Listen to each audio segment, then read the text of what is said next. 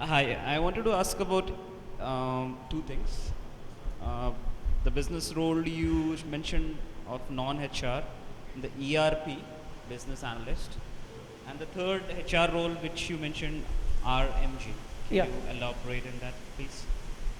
No, you want me to elaborate what? Both the roles which will be if we are selected in your ERP company. and business analyst and RMG. Yes. These three. Right. Okay. Now I'll probably give an example for these three. See, all of you, how many of you have worked on ERP implementations already? Or how many of you have work experience here? Oh, quite a good number of you. So, how many of you have worked in an IT company? Okay, then you will be able to answer these queries. Has any of you worked on this ERP implementations? Okay, so I mean you probably will be better qualified to answer that question than me. But I'll tell you if you have some additional inputs, you can add to it. See. I'll take an example of a HR process. Okay, rather than a business process, I'll take an example of a HR process. Let's say compensation, generating pay slips. Okay, so that is one module which would be there where either a company can take an existing product and then use it to generate these pay slips and generate all the compensation structure and all, handle that part, or they can develop their own solution. I mean, they can develop their own software. Probably companies like TCS and other companies also would say that we will not take that thing of developing an entire product from scratch when there's already a solution available. So the team that goes to this other company has to implement this. So that would involve this team has to understand what is the compensation structure of this company. Suppose you are the head of a company, okay, and I am your customer. I say that I will automate your compensation policy. I have this product with me, either SAP or Oracle apps. I have this thing. I will come and implement it for you, and I will automate your compensation system. So first, what all do I need to understand? I have to understand how your compensation system works. What is the basic pay which you give to employees? Is there a performance-linked bonus?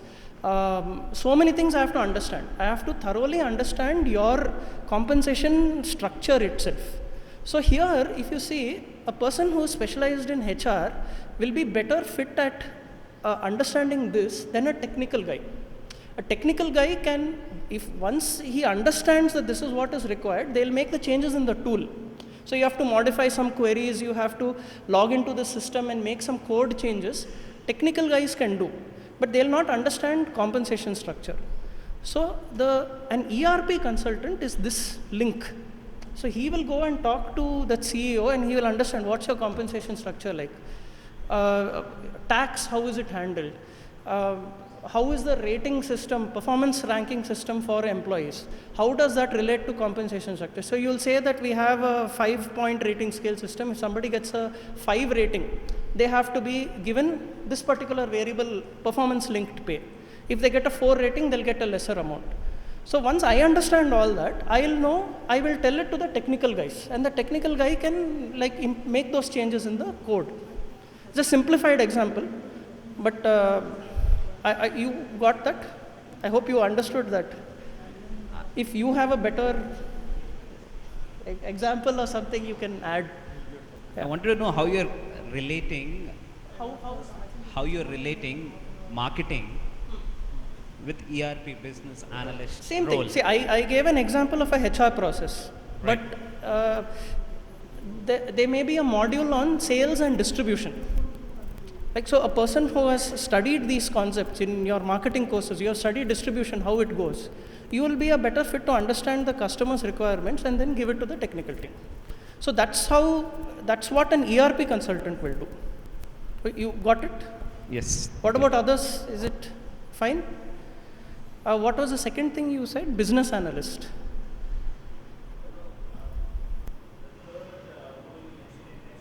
RMG. Okay, RMG is the resource management group. Okay, now I'll tell you what this group does.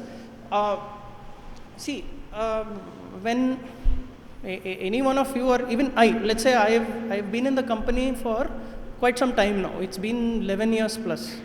Now suppose I am getting released from my current assignment. We have this thing that generally after people complete 2 to 3 years in one assignment, they should look for a different assignment.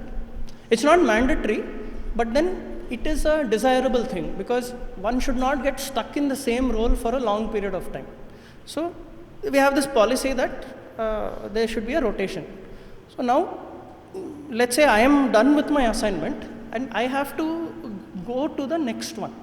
So who's going to decide that? Who's going to know what are the requirements available for my skill set and my level of experience? So that is this group, RMG. Their customers are internal to TCS. Because, see, it's like you'll have multiple project managers. There'll be a project manager from a telecom account saying that I want a guy who is a project lead who has 4.5 years experience in implementing, in working on .NET technologies. So as an RMG person, I am supposed to satisfy that guy's requirement. They will come with requirements to RMGs. Give me this. I need 3 project managers. I need 4 developers. I need 5 testers with these skill sets and this level of experience. So I should know where do I get this? I will be able to get this only if I know what is available.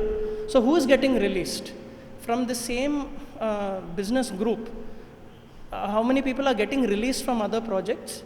From different business groups, how many people are getting released that match these skill sets? I will identify and then I will give those profiles to this project manager. So he'll interview them and if he finds them suitable, he'll take them. So that's how it works. Again, this is a very simplified, whatever I'm telling is a simplified explanation. The actual thing is much more complicated, but then this is what it is. This is the basic job that they do. Yeah. Eligibility criteria, is it? Okay. Eligibility criteria for non-HR is you should have a graduation or post-graduation in engineering. Okay, that is one criteria which we have. Then 60% plus throughout the education. That means 10th, 12th, graduation or post-graduation, and at the time of appearing for the process, you should have 60% and above. Okay, and no backlogs, right? So this is, and no extended education. So if somebody has, all your educational courses should have been completed in the times specified by the university. So engineering, if somebody has done, they should have completed engineering in 4 years. It should not be like a 5-year engineering or something. And up to 2 years gap we allow. That 2 years can be, as long as that gap is not due to extended education. That gap can be after somebody finished their engineering, they may have taken a year break and then joined their MBA, or taken a year break, then worked somewhere and then joined say an MTech course or something. So all put together, the gap should not exceed 2 years.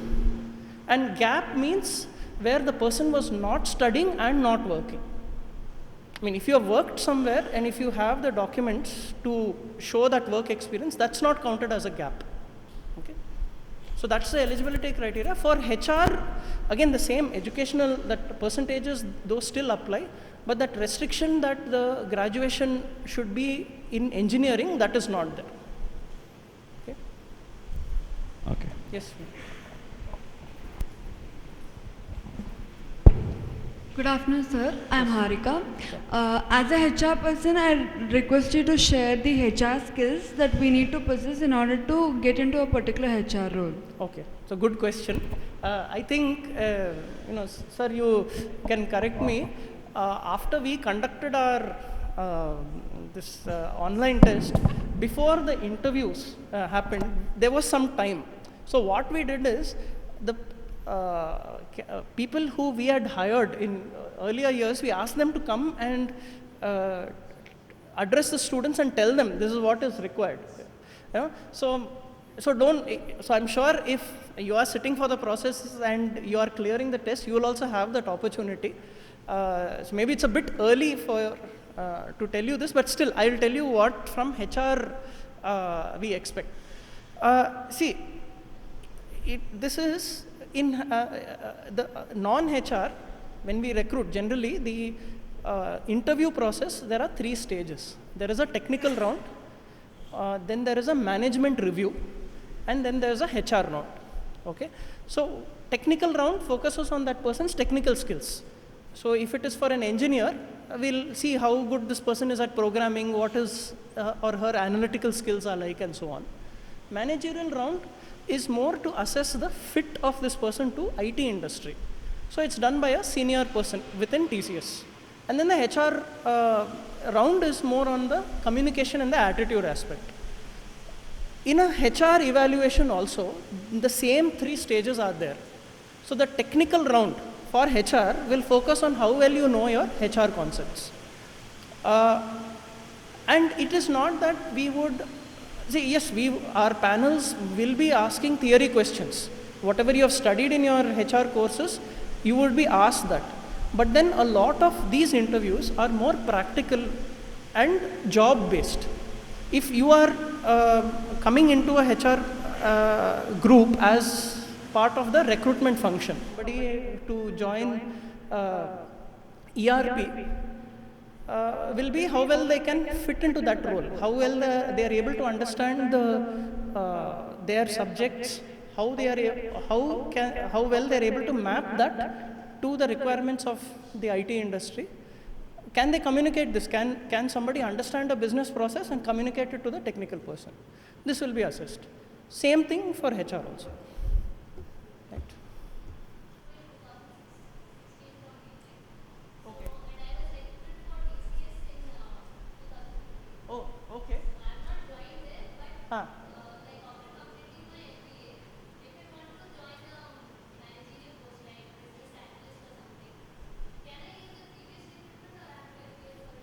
Yeah, you have to appear again. You are not currently employed with TCS, right? I mean, you see. Huh? You write the? Oh, okay, you didn't join TCS itself. No, then you obviously have to sit for the process again.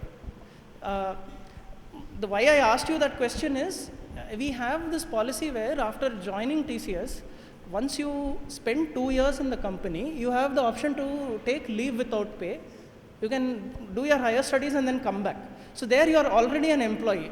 So there you needn't appear for this process again. But you would have to sit for the process, because technical hiring is entirely different from management hiring.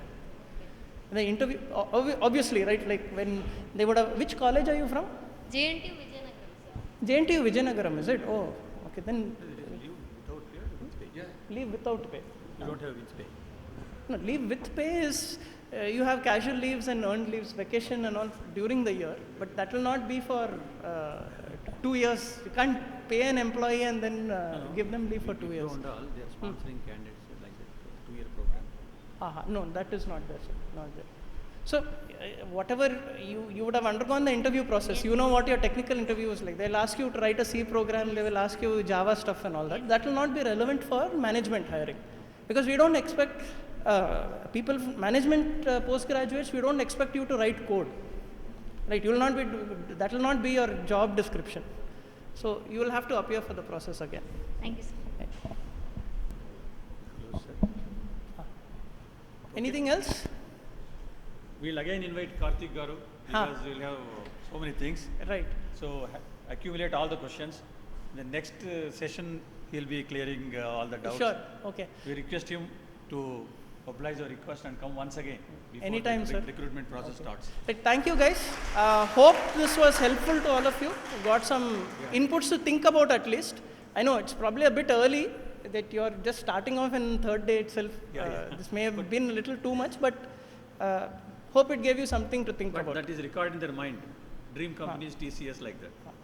Okay, sir. Right. Thank you, guys. Right. Thank you, sir. Thank you so much.